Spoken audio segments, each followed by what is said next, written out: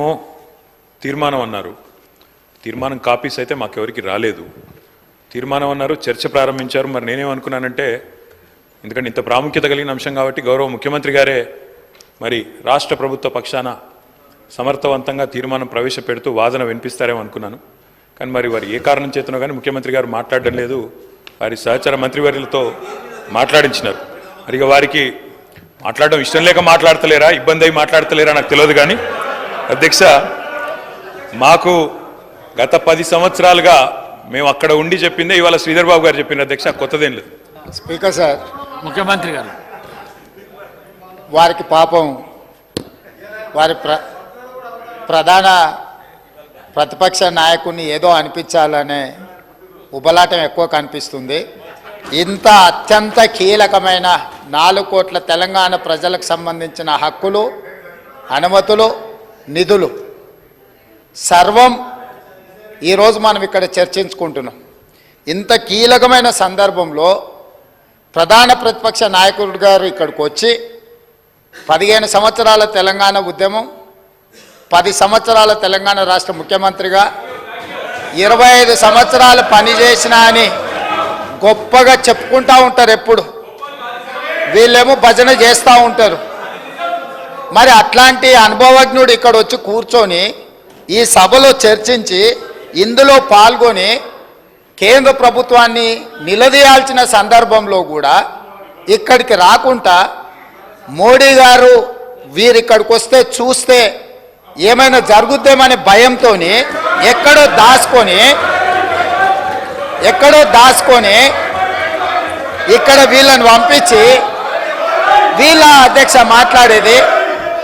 తెలంగాణ రాష్ట్ర ముఖ్యమంత్రిగా కేంద్ర ప్రభుత్వం నిన్న ప్రవేశపెట్టిన బడ్జెట్లో తెలంగాణకు జరిగిన అన్యాయాన్ని, నిధులను, అనుమతులకు సంబంధించి నిన్నటికి నిన్న స్పష్టంగా మా మంత్రివర్గ సహచరులకు చెప్పడమే కాకుండా ఈరోజు ఈ సభలో ఈ తీర్మానాన్ని ప్రవేశపెట్టి అందరి అభిప్రాయాలను తీసుకొని ఈ తెలంగాణ రాష్ట్రానికి న్యాయం చేయాలని మా ప్రభుత్వం ముందుకు వచ్చింది. కాబట్టి ఆ సభ్యులు ప్రస్తావించాల్సిన అంశాల మీద దృష్టి పెడితే అది తెలంగాణ రాష్ట్రానికి ఉపయోగపడుతుంది. అట్లా కాకుండా ఇట్లాంటి వివాదాస్పదమైన విషయాలు మాట్లాడితే వారి నాయకుడి యొక్క బండారం బయటపడుతుంది. దానివల్ల వారికే నష్టం జరుగుతుందని నేను సూచన చేస్తున్నా అధ్యక్ష.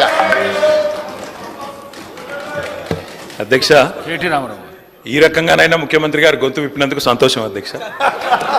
ఈ రకంగానైనా మాట్లాడే పరిస్థితి వచ్చినందుకు ధన్యవాదాలు అధ్యక్ష.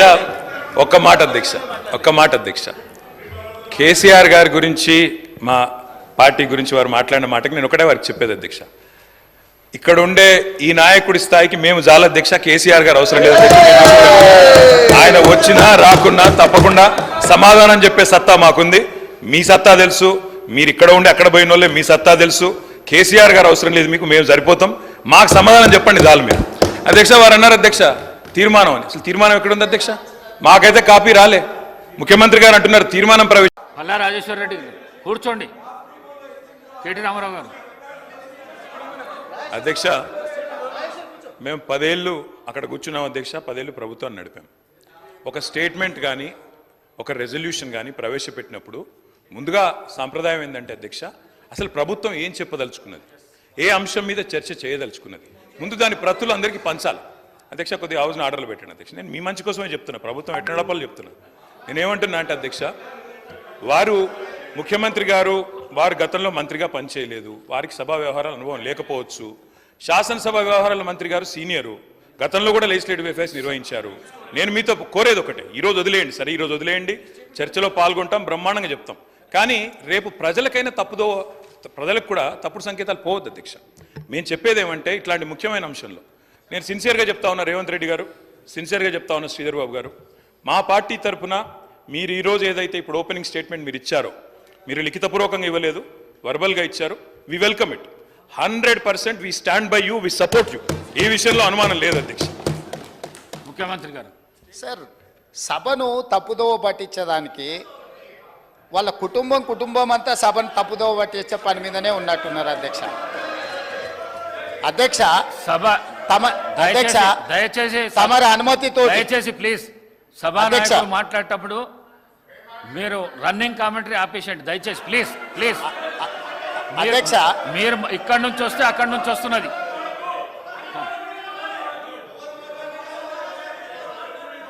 అధ్యక్ష నేను వారు మేనేజ్మెంట్ కోర్ట్ అనే అనుకున్నా కానీ యాబ్సెంట్ ల్యాండ్ లార్డ్ కానీ కూడా ఇప్పుడు అర్థమవుతుంది అధ్యక్ష. అధ్యక్ష ఇనీషియల్గా నేను మీ అనుమతితో కేంద్ర ప్రభుత్వం 2024-2025 ఆర్థిక సంవత్సరానికి ప్రతిపాదించిన బడ్జెట్లో తెలంగాణ రాష్ట్రానికి కేటాయించాల్సిన నిధులు ఇవ్వవలసిన అనుమతుల విషయంలో చూపించిన వివక్షపై సభలో చర్చకు అనుమతించవలసిందిగా కోరుతున్నాను అని స్పష్టంగా చర్చ కోసం నేను అనుమతి అడిగిన. వారు తీర్మానం ప్రవేశపెట్టినరు, తీర్మానం మాకు ఇవ్వలేదు. ఏంది అధ్యక్ష, ఎవరిని తప్పుదోవ పట్టిస్తున్నాడు అధ్యక్ష? ఇప్పుడు సమయానికి రాడు, ఆలస్యంగా వస్తాడు, వచ్చిన తర్వాత అవగాహన రాహిత్యంతో మొత్తం చర్చను ఇంత సీరియస్ ఇష్యూ రాష్ట్రానికి జరుగుతున్న అన్యాయం మీద గంభీరంగా సభలో చర్చ జరుగుతుంటే అవగాహన రాహిత్యంతో అనవసరమైన వివాదాలను కెలికి తీసి ఈరోజు మాట్లాడే ప్రయత్నం చేస్తుండే ఆ సభ్యుడు. మళ్ళొక్కసారి స్పష్టంగా ఒకవేళ వారికి ఒకవేళ కాగితం లేకపోతే కాగితం పంపిస్తా. నేను మొదట చర్చ చేయండి అని చెప్తున్నాం. మీ అభిప్రాయాలు తీసుకోవడానికే చర్చ పెట్టినాం. మీ అభిప్రాయం ఏంది? మొన్న ఢిల్లీకి పోయి చీకట్లో మాట్లాడుకొచ్చుకున్నదే మీ అభిప్రాయమా? సభలో ఇంకేమైనా వేరే అభిప్రాయం ఉందా? మీరు ఏం చెప్తారో చెప్పడానికి మీకు అనుమతి ఇచ్చినాం. అది చెప్పకుండా వివాదాలు చేసి ఏదో ఒకటి మాట్లాడితే మీరు సభలో నుంచి బయటికి పంపిస్తే అబ్బా బతుకురా జీవుడా అని తప్పించుకొని పారిపోదామని ఇట్లాంటి ప్రయత్నాలు చేస్తున్నారు అధ్యక్ష. కానీ బయటికి పంపొద్దు అధ్యక్ష. నించోబెట్టుండ్రి, వాళ్ళ అభిప్రాయం కనుక్కోండి, వాళ్ళు స్పష్టంగా చెప్పాల్సిందే. తెలంగాణ ప్రజల ముందల వాళ్ళని నించోబెట్టుండే అధ్యక్ష. చీకటి ఒప్పందాలతోని తెలంగాణకు అన్యాయం జరుగుతుంటే సభలో ఇంత ప్రధానమైన అంశం మీద చర్చ జరుగుతున్నప్పుడు ఇది తీర్మానమా, ఇది చర్చనా? స్పష్టంగా చర్చ అని నేను చెప్పిన అధ్యక్ష. కావాలంటే మీరు రికార్డులు తిరిగేసుకోండి, చర్చలో పాల్గొనండి. చర్చలో పాల్గొన్న తర్వాత ప్రభుత్వం వైపు నుంచి తీర్మానం ప్రవేశపెట్టాలని ఒకవేళ ప్రభుత్వం అనుకుంటే మీరందరూ సూచన చేస్తే ఈ చర్చను మీరు తీర్మానం కింద ఒకవేళ మలుద్దామా? మీరు యువర్ ఎట్ యువర్ ఫ్రీడమ్, మీరు సజెషన్ ఇవ్వండి. గవర్నమెంట్ ఓపెన్ మైండ్తో ఉంది, మీరు ఏమైనా సజెషన్ ఇస్తే తీసుకోవడానికి.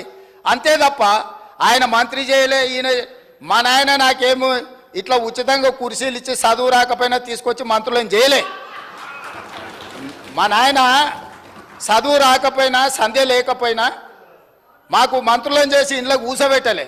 మేము కష్టపడి కింద నుంచి జిల్లా పరిషత్లో పనిచేసినాం, శాసన మండలిలో పనిచేసినాం, శాసనసభ్యుడిగా పనిచేసినాం, పార్లమెంటు సభ్యుడిగా పనిచేసినాం, ఈరోజు ముఖ్యమంత్రిగా పనిచేస్తున్నాం అధ్యక్ష. ఇదంతా స్వయం కృషితోని కష్టపడి తెలుసుకొని అవగాహన కల్పించుకొని సభలకు వచ్చినాం అధ్యక్ష. అయ్య పేరు తాత పేరు చెప్పుకొని ఇందులోకి రాలేదు.